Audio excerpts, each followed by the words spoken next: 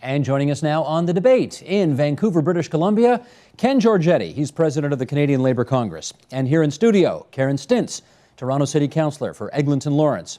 Gabor Forgacs, professor at the Ted Rogers School of Hospitality and Tourism Management at Ryerson University. Garry Marr, that's him on the right, columnist at the National Post.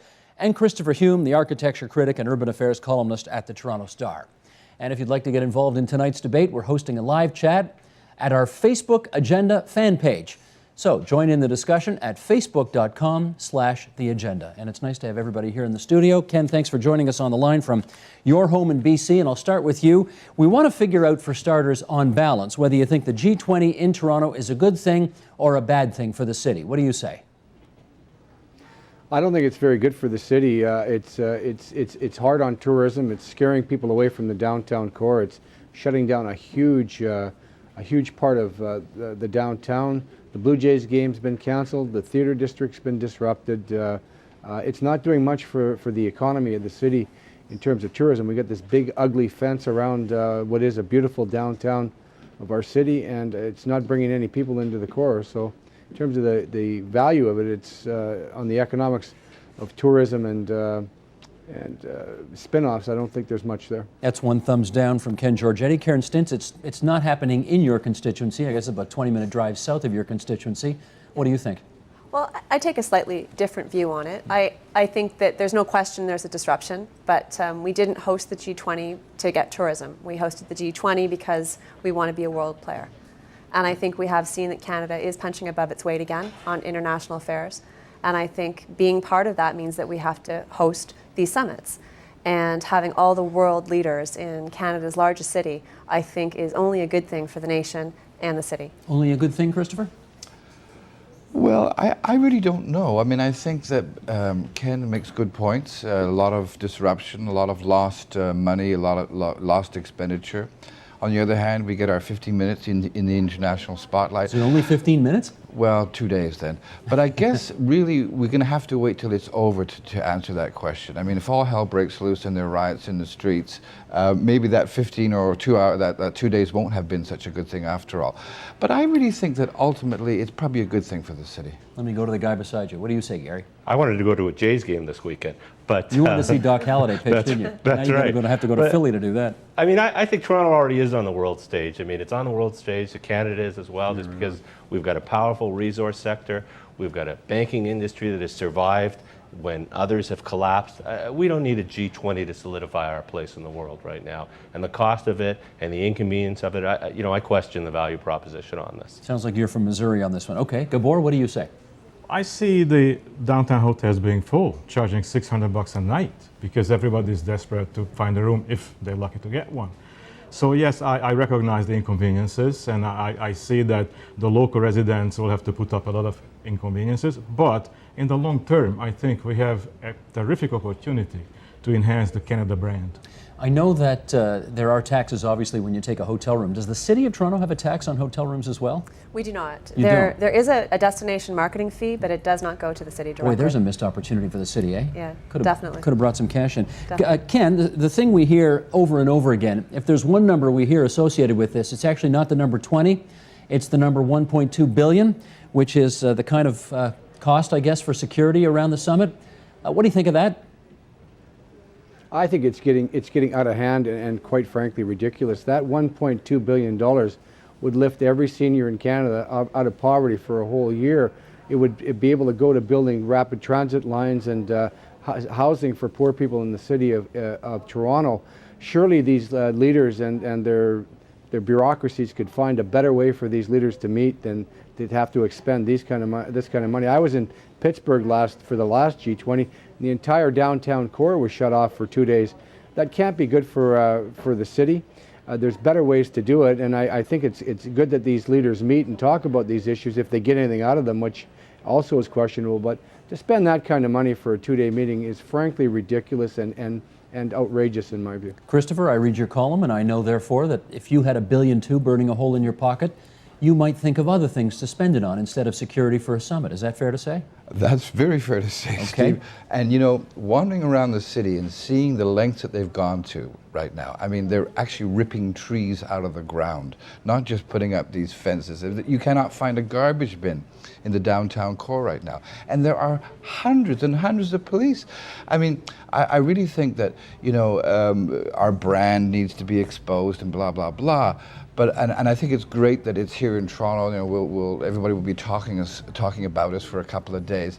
But surely it could have been done in a more intelligent way. And I think that would be my big beef. Like, you don't put it in the convention center where you have to fence everybody off. I mean, there are better locations within the city, I think, that we could drive all the PR benefit without going through all this security madness. Let me pick up, Karen, with you on the police presence issue, because I think it's fair to say most people in this city don't consider the police presence on a normal day of the week to be oppressive.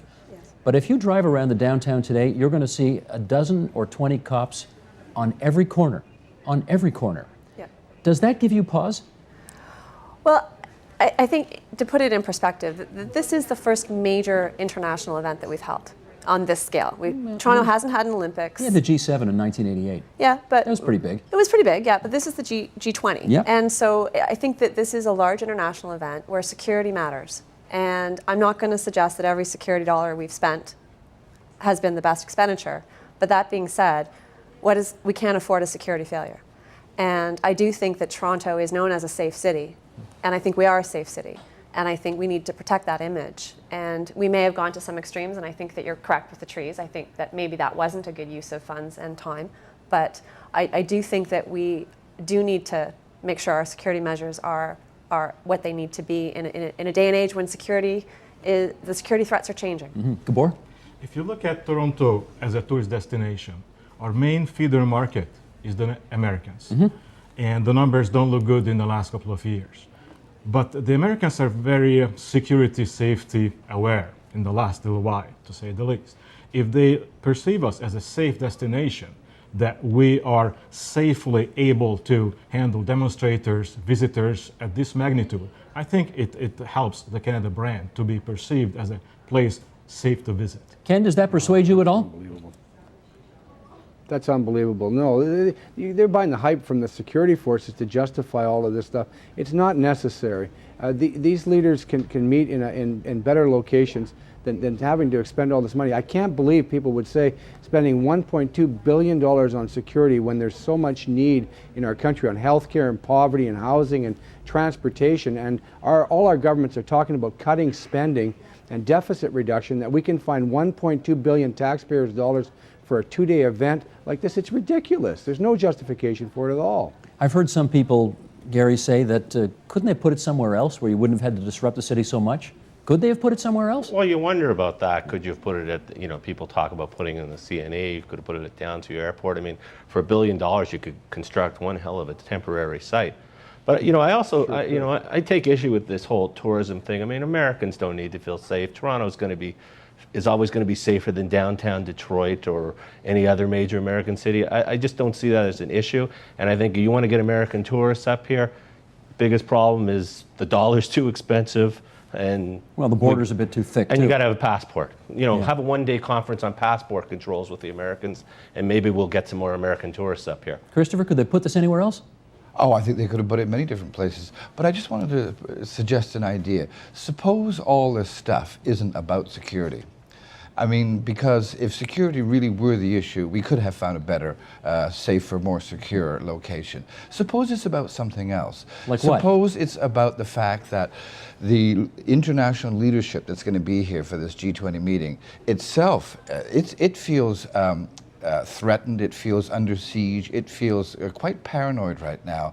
And I think that maybe the real message that we're being given here is nothing to do with, you know, that we have to provide safety, but they have to remind us of who they are and the power that they feel slipping away. Because basically we look around the world right now and in every respect it's a hopeless mess. Okay, but there's got to be something more to $1 billion too than just we need to feel important. Surely there's more to it than that. I think that's I mean, if you're Stephen Harper, if you're Barack Obama or Nicolas Sarkozy, I think that you're feeling very threatened right now, and this is a good way to remind people of who you are and why you're important. Ken, it is fair to say, Karen Stintz said it a couple of minutes ago, we cannot afford a single thing to go wrong. That is fair to say, right? And therefore, Do they need to spend what they need to spend to make sure that nothing bad happens? We need to make things go right. I agree on the G20's agenda. They can't. They're 10 billion short on the money they promised to raise for poverty reduction in Africa. We have an AIDS crisis in Africa. We have a crisis of globalization. 35 million people lost their jobs over this subprime crisis, this meltdown. Our governments can't agree on a financial transaction tax to make the financial industry pay for the mess they've made. And we're talking about security. They can't deliver on the G20 agenda, and now they put all this money into security. It's ridiculous. In fact, I think Stephen Harper is probably quite happy that we're shifting the agenda from the inability of the G20 to deliver on anything on a matter of budget for the security fence. That suits them just fine. In which case, Karen, how do you actually gauge or measure whether or not this investment was worth it? Well, I think there is a good question about what is going to be achieved out of the summit. And I think that if we are able to manage the protests without injury, if there's no major property damage, if the security is as good as we expect it to be, and we have a clear focus and a clear direction out of the summit that is uniting nations around the bank tax, around maternal health, around global poverty, then I think we can point to success. If it turns out to be just a $1.2 billion meeting, then we do need to question whether or not there is value in that. But I remain optimistic that the $1.2 billion that we've spent will ensure security and safety, that we have the best police force in the nation that has experience managing crowds and crowd control. And I think we will be very pleased at the end of it that there will not be a great deal of property damage, and that the summit goals, we will be able to look at what the summit goals were because we haven't had the disruption that distracts us from what the summit's trying to achieve. But to take the foreign affairs agenda off the table, Gabor, if you're going to spend that much money, what do you want to see come back to the city in terms of benefits so that people would say, yeah, that was worth doing, that was worth having? Actually, a lot of it is coming back already. You look at the 1.2 billion, that's a significant amount, I don't question that. What is it spent on? All local vendors. Most of the money is spent on buying Canadian vendors' items, from fans to food they eat. It's Canadian police force who's getting paid overtime and significant money. But these are Canadians who are taxed, who buy Canadian goods for the money they earn. So I don't think it's as a waste. Let's look at it from government perspective. Actually, it's almost a break even. Now, Ken, that's not a bad point. You know, there are going to be a lot of unionized employees making triple time, you know, working this weekend, Absolutely. covering off this thing. I presume you're not opposed to that. No, of course not. But that again is a distraction. I'll bet 2 years ago our CLC convention with 3,200 delegates in Toronto brought more money into the city than this thing will. The issue is could they have done it better and not wasted that money and deployed that money for more important and urgent needs in Canada? That should be the question. It's not just 1.2 billion. That's just for the security. That's not the rest of the costs for our country to put this event on. And I think we have to get back to the real issues. Is the agenda of the G20 going to accomplish anything? Forget the rest of it. Will it give Canada a black eye, or will we look good? And I think Mr. Harper has to deliver on this agenda, or Canada won't look good on the world stage, and that's a real risk. Garry, how much of this is you got to pay to play? You want to play in the big leagues? Got to write a big check. Well, I think obviously you do have to pay to have it on your home court. But the question is, did it have to be where it is, and could we have reduced costs there? But I think once you've decided to have it in your downtown core, I mean, you've got to commit to protecting the world leaders. I mean, the last thing you want to do is have an assassination or a riot out of control in the city of Toronto. You want Toronto to gain notoriety. I don't think you want it to be infamous for the G20 where blank happened. Right. But in terms of actual policies that come out of it, I don't know. We're against the whole bank tax We thing. meaning the National Post? Oh, Or we meaning Canada? Canada as a Maybe government. the same thing. As a government, we're against it. Yeah. I mean, we seem to be almost alone on it. Do we have home court advantage here? Can we get our agenda? Will we push it ahead further because it's on Canadian We soil? set the agenda. Whether we get the agenda is another story. Christopher, how about this? Does hosting international dignitaries, as we will be, admittedly only for a couple of days, does that enhance Canada's stature in the world? I think ultimately it will. I don't think there's any question about that. I mean, people will be talking about the city. There will be some focus on the city. This is a great city for all its faults, and all those things will somehow or other sort of, get out there. People will hear about it, and that'll be good. But I just wonder, you know, the G20 itself, I mean, it started back in the 1980s, and it was conceived as an opportunity for world leaders to sit down, you know, by themselves, quietly, away from the madding crowd, and have some face time, as they say. And I think that it's grown and bloated to a point where that original idea has sort of long since been crushed beneath this enormous weight that this thing now has. And I just wonder whether the thing itself, the whole process, is justifies the expenditure, even if we do benefit, even if the police do make triple time on all those things. I mean, what's it all about? Well, it's all about trying to solve some of the problems that the world has. Will that happen? I don't think so. We've got the post Stephen, and can I go jump ahead in for a second? Sure, Ken. Just to put this thing into perspective, we have the United Nations in the biggest, one of the biggest cities, the biggest city in North America, in New York City. 365 days a year, they spend $1.9 billion on security. Every one of these leaders that's going to be in Toronto at some point in the year attends the United Nations in New York. They don't blow all this money on security. They don't put fences around. They know how to take care of security. This is complete overkill by the security forces to justify a means that doesn't need to happen. Let me, since we've got the star on the post here, in the interest of equal time, read something that was in the Globe and Mail this past week.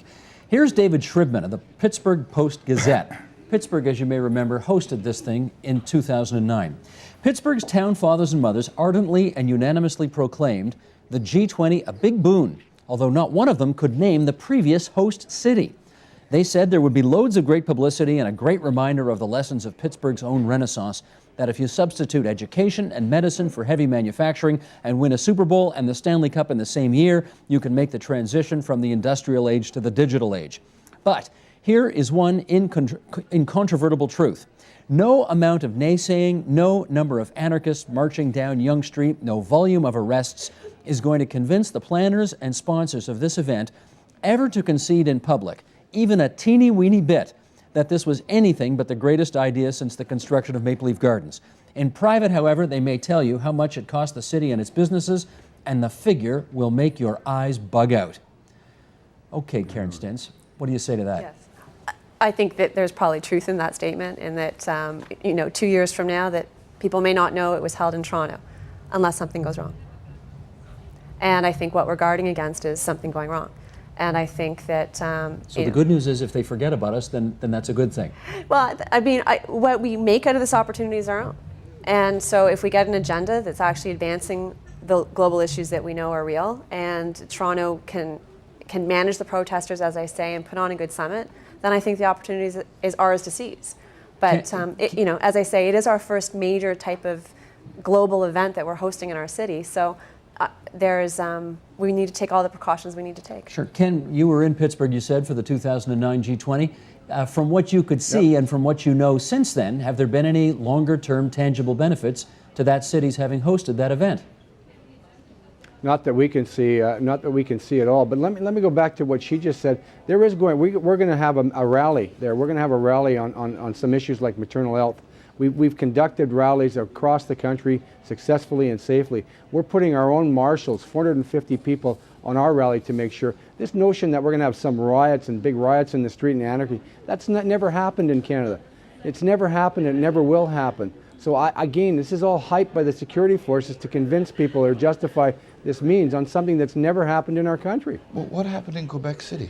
Wasn't that... What are you Quebec referring to? City, very little happened in Quebec City. The real thing that happened in Quebec City is we caught the police disguised as anarchists trying to incite violence and riots, for gosh sakes. Well, that could happen here too. We've got enough police around. Well, then the police should take care of that, and they should assure us they won't do that, which they have yet to do. It wasn't ordinary people doing this, and sure there's a few people that they're going to do certain things. Surely a police force, the competence of what we have in Toronto could take care of that without all of this expense. They've done it before and they'll do it again. Karen Stintz wants a follow-up. Thank you. And I think you're absolutely right that we do see generally peaceful protests. But I think the one thing that we need to be somewhat aware of is that security threats are different and changing, and that even we don't know all that the police may know, or the RCMP may know, or CSIS, or the CIA around what threats are actually out there. And so trying to be one step ahead of every security threat is a job unto itself. And as I say, I don't expect that the big threats will come from the protesters. The threats will maybe come from some place that we can't even anticipate. But we're paying our police forces to anticipate that, and I expect that they are. Now, Ken, what about that? It's not you and your members they're worried about. It's Al-Qaeda they're worried about, for goodness sakes. Let me make my point again. Maybe we should have asked New York City how they do it. They don't put fences up all over the place and knock trees down and take garbage cans. Every world leader, they gather once a year at the UN and have a big summit. They don't have to do that. Why do we have to do that in Toronto? And if we had to do it in Toronto, why didn't our Prime Minister pick a better location that didn't have this kind of cost and disruption? It's kind of interesting that there ain't many Conservative votes in downtown Toronto. Maybe that was one of the reasons why they did it there. What do you think, Garry, that fence signals to the world? We heard a lot of talk about that fence. Is the world really going to get this view of this fence? I mean, is this going to be the focus in international coverage? I don't even think the world will even notice it. Geez, you know what, Garry? I remember when SARS came here, 3 people were wearing masks in downtown Toronto one day, and it was on CNN on a constant loop for months. I think it was the deaths at SARS that got everybody going. Yeah, I mean, yeah, the fences aren't good for the image of Toronto. I'm not going to argue that. I mean, you see this. It doesn't create Toronto as the ideal tourist spot.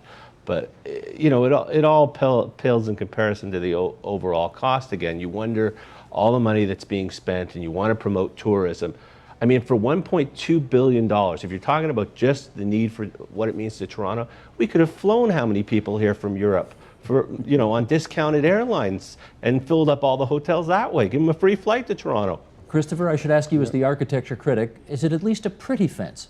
No, it's not a pretty fence at all. No. But I don't think that the people will see the fence as a Toronto thing. I think they see it as a G20 thing. And I think that there's a larger issue here, which goes, issue larger than Toronto and our brand and all that stuff. And it's about the nature of leadership in the 21st century and the nature of fear, and this fear of, you know, Al-Qaeda, these phantom anarchists who are going to show up and destroy things. This is a convenient device to keep people, you know, to get them to accept this outrageous expenditure and these ridiculous and frankly crazy stuff, you know, that's happening here in the city.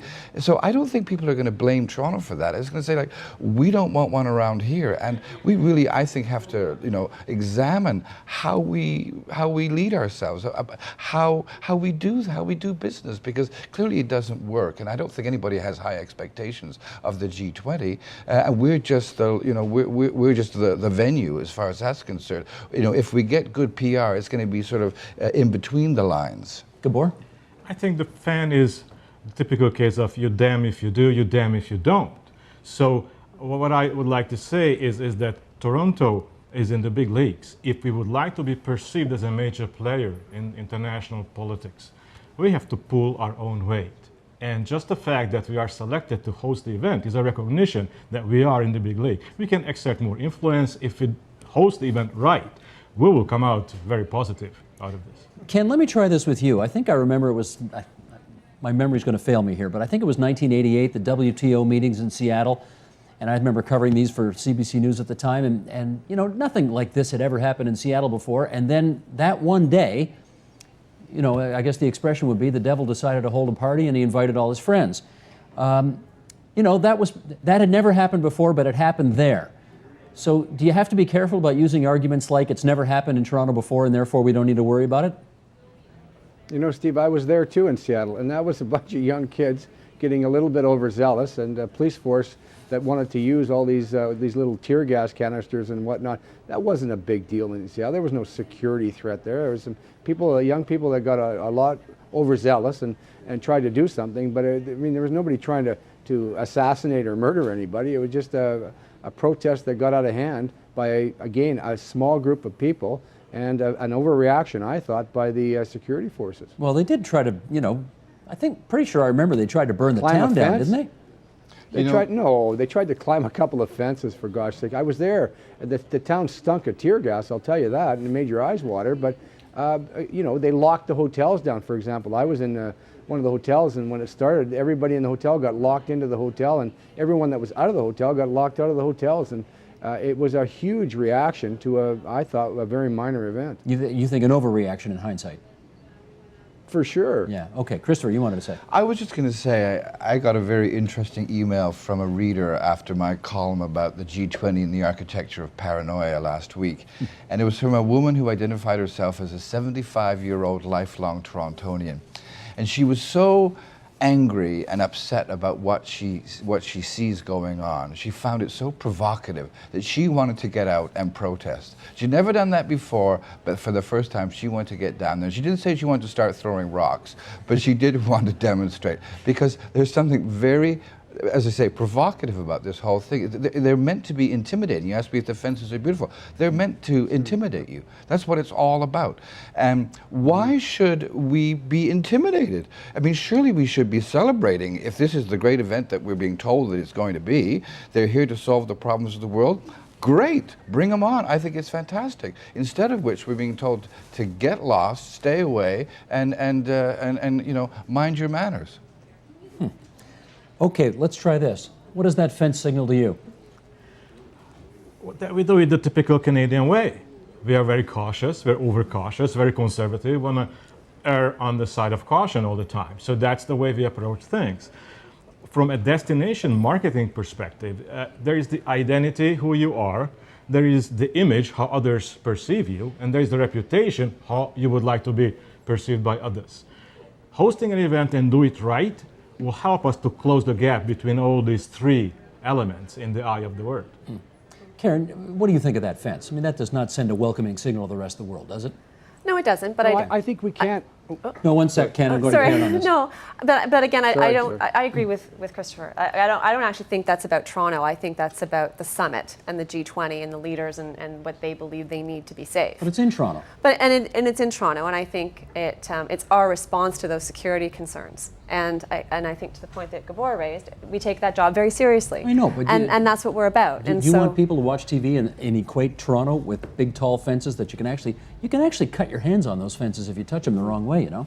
No, but I do think it's conclusion? important Monday morning when everyone wakes up and life resumes that we talk about the fact that we managed this event and we did it in a world-class way, and that we have a summit we can be proud of, and the leaders here feel that they've achieved something, and we've done our part as a world player.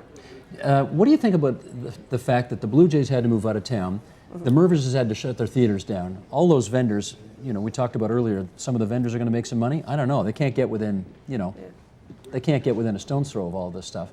I mean, there's a lot of business that might have taken place in this town that is not going to take place. Yeah, and I think there's an acknowledgement that there has been economic sacrifices that have been made by many vendors, and there is a compensation strategy for people who've been required to close as a result of the perimeter and the security issues that have been identified.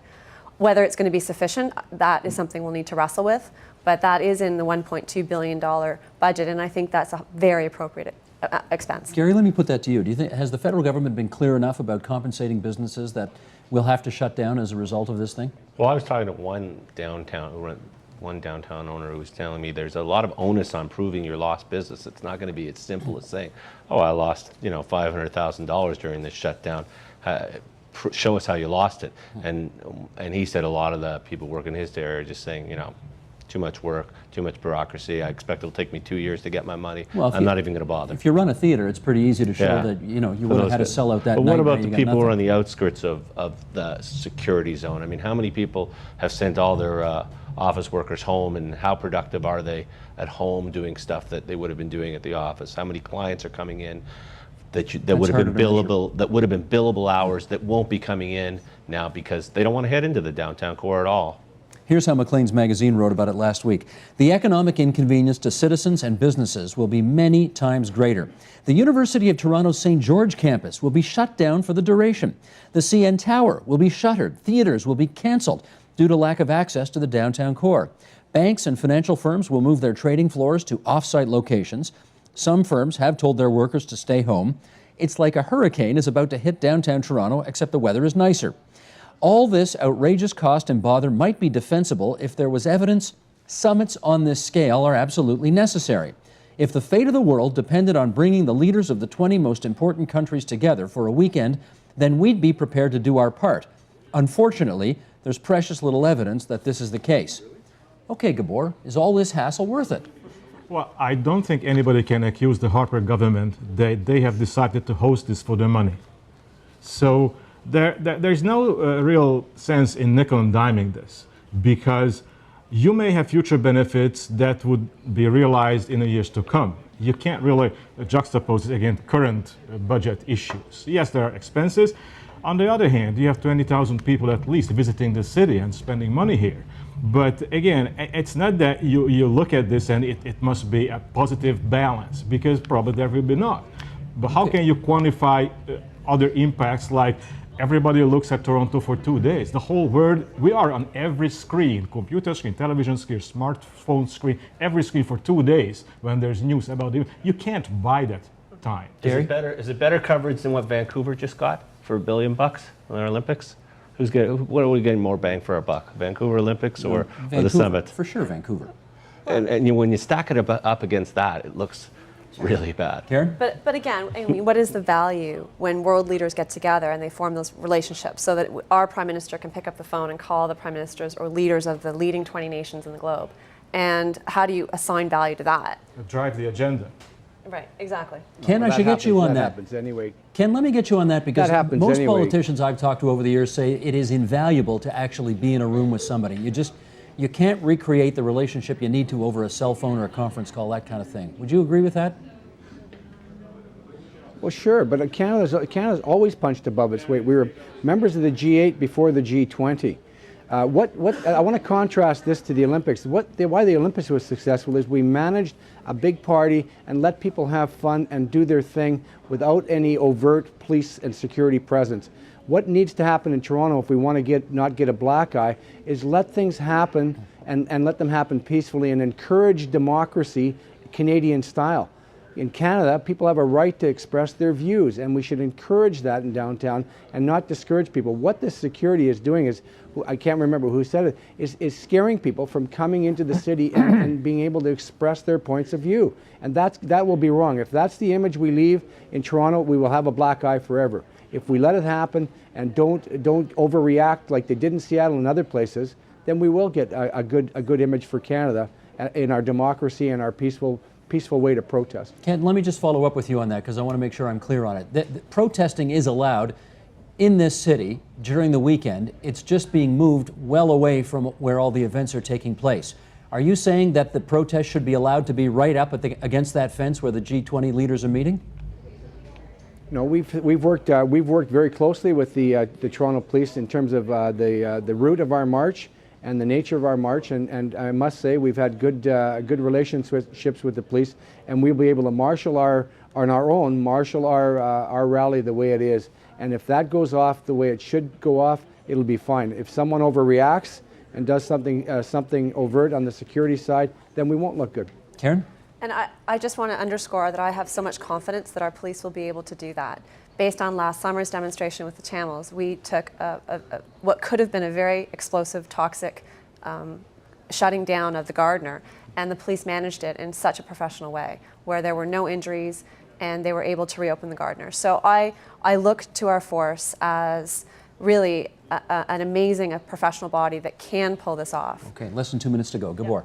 What will be a deciding factor is how we deal with the unexpected. Look at the Vancouver Olympics and unexpected tragic death before opening. How we dealt with it was really true Canadian, very transparent, very honest, very respectful. That's what I'm looking for. If there's something that's unexpected will happen, how we deal with it. The whole world will watch.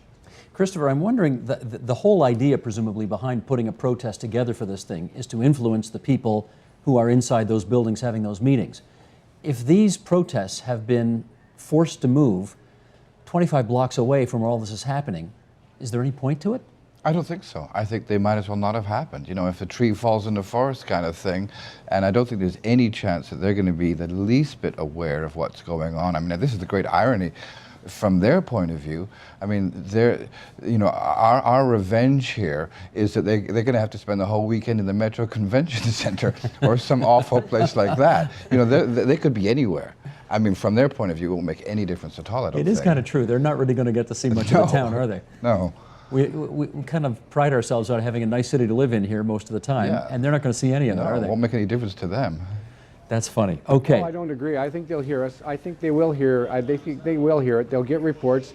They won't be able to see it because they're cloistered, but they will hear it. There will be reports, and they will see it, and they will hear the message that we have to give, because that's the only way we get to put our message. Ordinary citizens get to put their message forward in this G20. They don't get a B20, a business 2.5 days or a day and a half with the finance ministers. The only way Canadians can express their point of view is through peaceful protest.